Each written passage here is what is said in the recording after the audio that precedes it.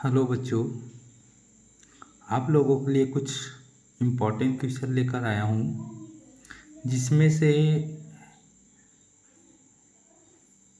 कुछ औषधि होते हैं, दवाई होते हैं, जिसको इंग्लिश में ड्रग्स कहते हैं।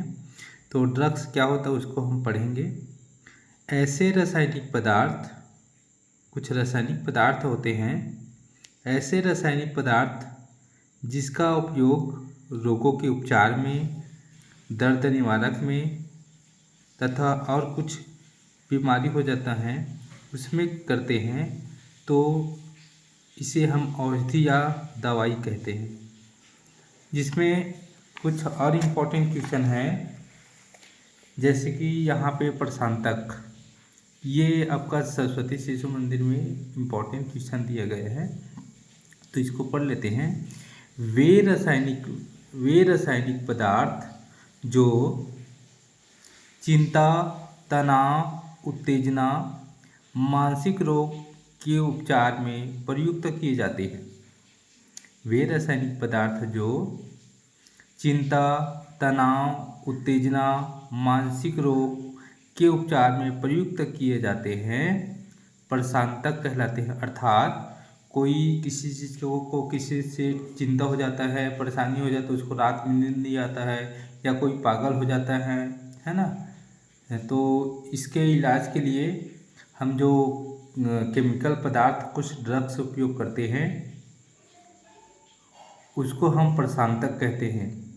ये दवा रोगियों की केंद्रीय तंत्रिका तंत्र, जो नर्वस सिस्टम होता है, उसको प्रभावित करता है और वो हमारे मस्तिष्क तक नहीं पहुंच पाता है।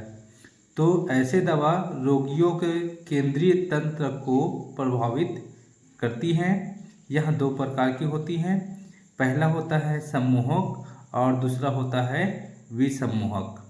इसमें कुछ दवाई देख लेते हैं, जैसे कि इसका एग्जाम्पल है ल्यूमिनल, बारब्यूट्रिक अम्ल। ये जो है, जो मानसिक रोग, जो पागल वागल होता है, उसको इस टेबलेट को खिलाया जाता है।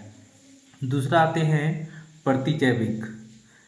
तो प्रतिजैविक के बारे में पढ़ लेते हैं। प्रतिजैविक को इंग्लिश में कहते हैं एंटीबायोटिक।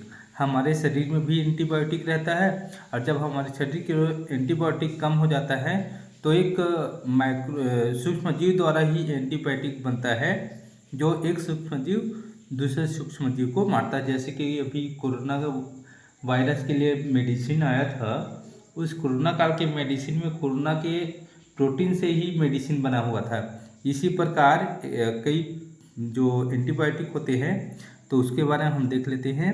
वह रासायनिक पदार्थ जो सूक्ष्मजीवों के द्वारा उत्पन्न किया जाता है, मतलब कुछ सूक्ष्मजीव के द्वारा उत्पन्न किया जाता है, जो दूसरे सूक्ष्मजीव को नष्ट करने की क्षमता रखता है, प्रतिजैविक कहलाता है। अर्थात एक सूक्ष्मजीव दूसरे सूक्ष्मजीव को क्या करता है, नष्ट करता है, तो इसको हम कहते हैं प्रतिजैविक। हमारे बॉडी में भी क्या रहता है, एंटीबायोटिक रहता है, जो बाहर से आने वाले कुछ सूक्ष्मजीव होते हैं उसको नष्ट करता है।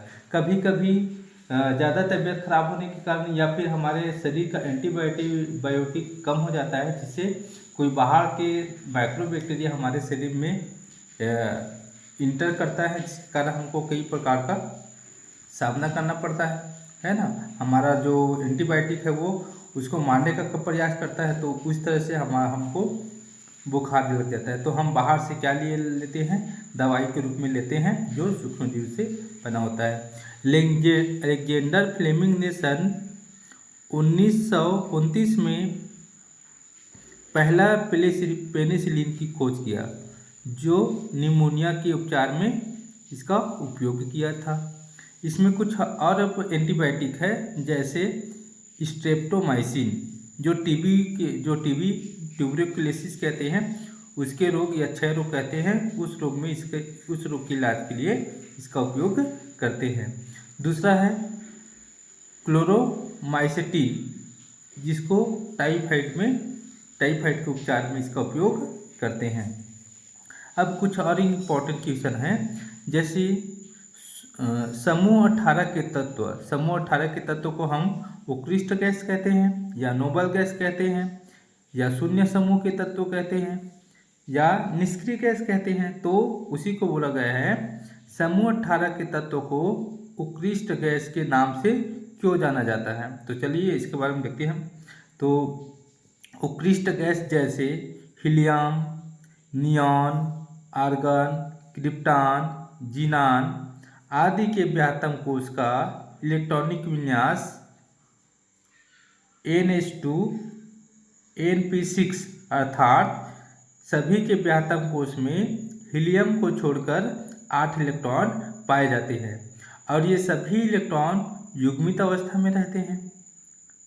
और इसके व्यात्तम कोश में पूर्ण, क्योंकि जब कोई यौगिक जो है वो किसी से क्रिया कब करता है, जब उसके व्यात्तम कोश में 8 इलेक्ट्रॉन की कमी होता है। तो सभी क्या करते हैं, 8 इलेक्ट्रॉन अपने व्यात्तम कोश में 8 इलेक्ट्रॉन रखने के लिए सभी एक दूसरे से रासायनिक अभिक्रिया करते हैं। लेकिन उत्कृष्ट गैस ऐसे गैस होते हैं जिसके व्यात्तम कोश में पहले से 8 इलेक्ट्रॉन होते हैं और सभी युग्मित होते हैं। इसको अयुग्मित करने के लिए, मतलब अकेले अकेले करने के लिए बहुत ज़्यादा ऊष्मा की जरूरत होती है।